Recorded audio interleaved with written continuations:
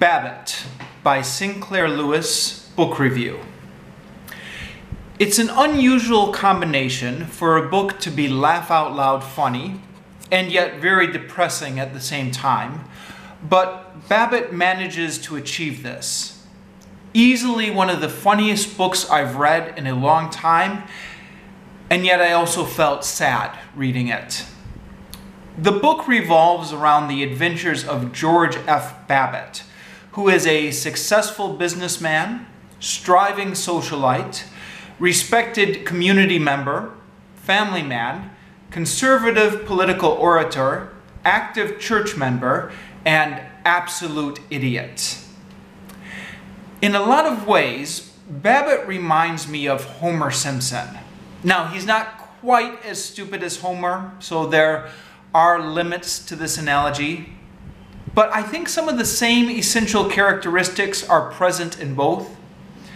Both characters have a strong self-righteous streak.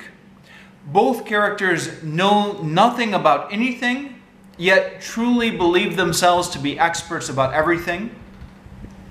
And both characters experiment with different life philosophies, as if putting on different hats, only to end back at the same starting point at the end of each episode. And both characters are comically hypocritical, without even realizing it.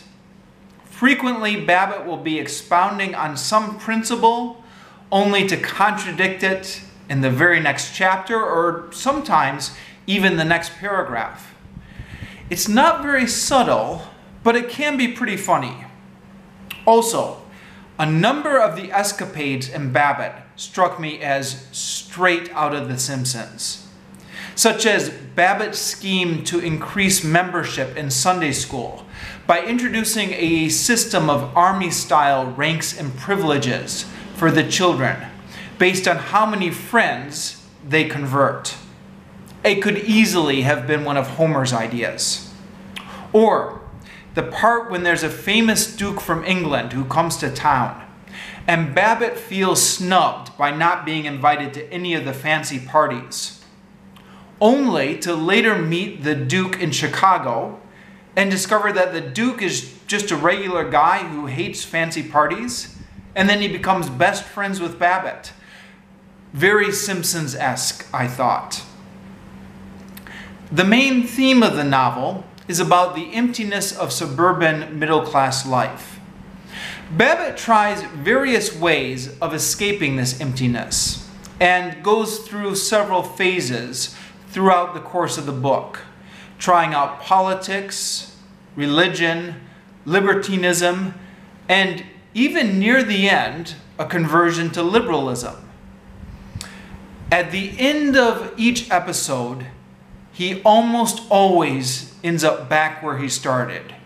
Only now, he's even more frustrated with life. The book ends on a slightly redemptive note, but all in all, in spite of all the laughs, it can be a pretty depressing read. Of course, Sinclair Lewis is hardly the only author to write about the emptiness of modern life. Perhaps this theme wasn't quite so worn out in the 1920s as it is now. I don't know. Many of his main points have a feeling of, yes, been there, done that, to the modern reader. But then again, maybe nothing is ever new. Great literature doesn't always have to introduce new themes. Sometimes it's just enough to handle old themes with great skill.